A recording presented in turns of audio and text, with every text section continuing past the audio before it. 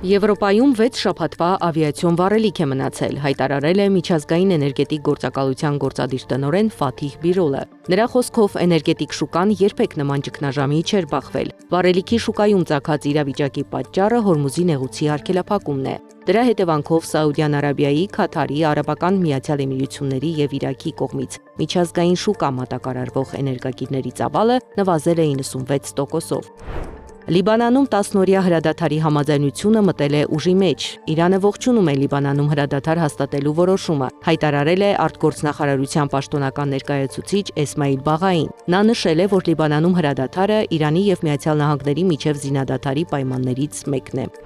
Միացյալ Նահանգները պահպանելով Իրանի ծովային շրջափակումը կարող է հարվածել նրա էներգետիկ օբյեկտներին, եթե Թեհրանը սխալ որոշում կայացնի, հայտարարել է Պենտագոնի ղեկավարը։ Իսկ մինչ այդ մենք կպահպանենք այս շրջափակումն այնքան ժամանակ, որքան անհրաժեշտ է, ասել է Փիթ Հեքսեթը։ Նա նշել է, որ Միացյալ Նահանգները շրջափակում է իրանական նավահանգիստները, այլ ոչ թե Հորմուզի նեղուցը, եւ մտադիր է բաց ծովում կանգնեցնել իրանական նավերը, այդ թվում լցանավերը։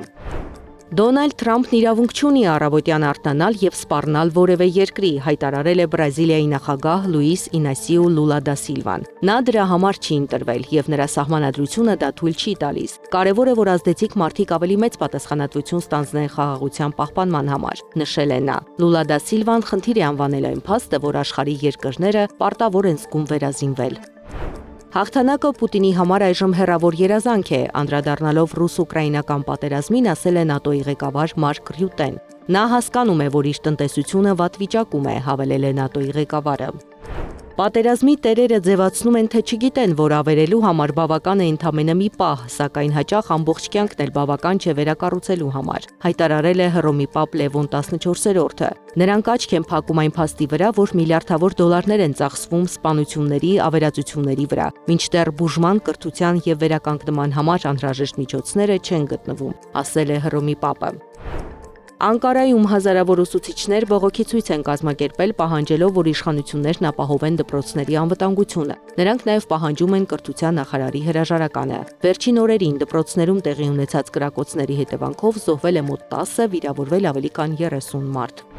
Եվ վերջում Գերմանիան զբոսաշրջային նոր նախաձեռնություն է սկսում, որը վերցրել է Դանիայից։ Յուրաքանչյուր ոք, ով կմասնակցի ակցիային, օրինակ կհավաքի քաղաքի աղբը, կստանա արտոնություններ թանգարաններում եւ ռեստորաններում։ Berlin Pay նախաձեռնությունը կմեկնարկի 2026 թվականի ամռանը։